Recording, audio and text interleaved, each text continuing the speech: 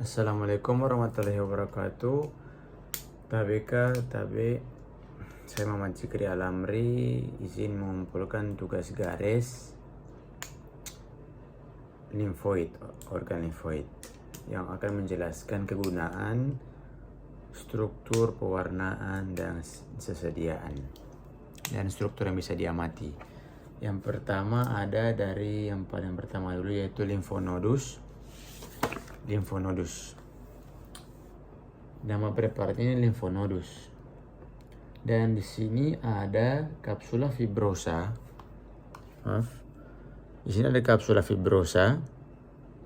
Terus ini ada cortex renalis, ya. Dari sini sampai sini kurang lebih. Dan di bawahnya ada nodulus limfonodus.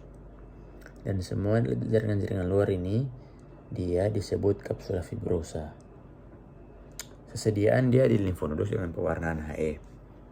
Dan kegunaan dari limfonodus sendiri kurang lebih dia itu untuk imunitas, contohnya respon imun, produksi sel imun, filter, dan penyaringan untuk limbah-limbah. Selanjutnya ada masih limfonodus sama kayak tadi. Dan ini ada lien. Lien ini ada beberapa struktur yang kita bisa tunjuk di sini. Ini trabecula, ini sinus trabecularis, ini kapsula fibrosa, ini sama kayak tadi jaringan paling luar. Ini yang hitam, yang ungu gelap, dia itu namanya pulpa alba, dan di dalamnya pulpa alba itu ada arteri centralis, dan di sini bagian agak di ujung ini pulpa rubra, ya. Untuk kegunaan dari lien yaitu adalah penyaringan sebagai penyaring darah dan produksi sel imun. Dan dia juga penyimpan sel darah. Sesediaan di lien dan pewarnaan He, ya. Sama tadi ini trabecula, trabecularis sama, ya. Lien. Ini tonsila palatina. Ada beberapa struktur yang kita bisa tunjuk di sini. Ada yang paling luar dulu itu ada epitel berlapis gepeng bertanduk.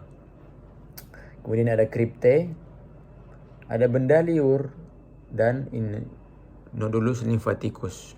Kegunaan dari tonsila palatina yaitu pertahanan imun dan penyaringan patogen berbahaya yang bisa menyebabkan sel kanker dan sel-sel yang berbahaya lainnya jadi dibuang.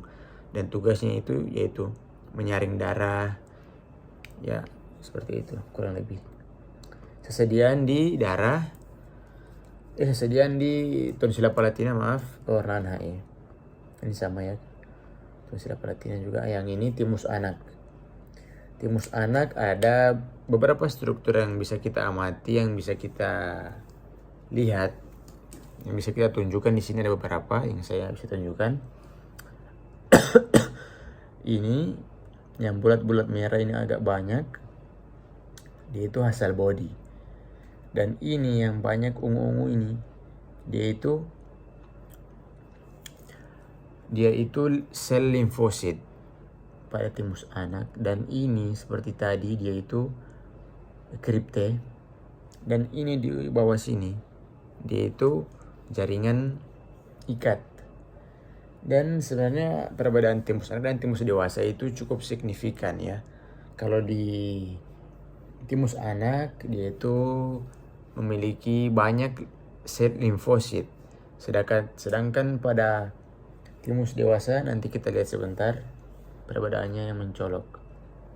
Timus anak itu dia kegunaannya produksi sel T, pengembangan sistem imun, dan regulasi respon imun.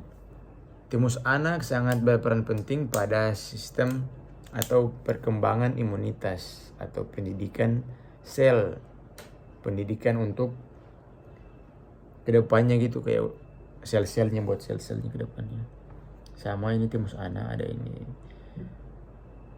jaringan ikat, hasil body, kripte, dan lain-lainnya. Ini ada yang ini timus dewasa. Timus dewasa memiliki hasil body sama kayak timus anak, tapi dia limfositnya cukup sedikit. Ini, ya kan, kelihatan bedanya. Cukup sedikit limfositnya. Terus kalau timus dewasa dia itu banyak jaringan lemaknya. Ini di bawah. Bisa kita lihat sama-sama. Di bawah sini.